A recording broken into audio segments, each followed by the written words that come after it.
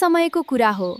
हरियाली तरकारी गाउँमा आलु दाई, टमाटर भाइ, प्याज हजुरबा र गाजर दिदी खुसी साथ बस्थे। वाह, आज म झन् चम्किलो देखिएको छु। म सबैभन्दा सुन्दर तरकारी हुँ। सबैले मलाई नै मन पराउँछन्। किन राम्रो होइन? सबैभन्दा राम्रो छु। सुन्दरता भन्दा राम्रो व्यवहार ठुलो कुरा हो।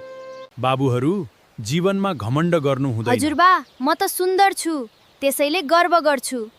एक दिन कर्मको महत्त्व बुझ्नेछौ। आज ठूलो वर्षा हुँदैछ।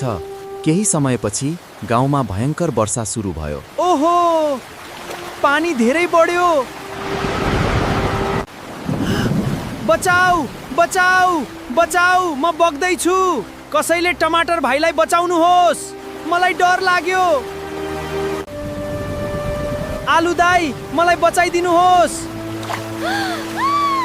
नआत्तिनु टमाटर भाइ, म यहाँ छु। म तिमीलाई केही हुन दिन्न।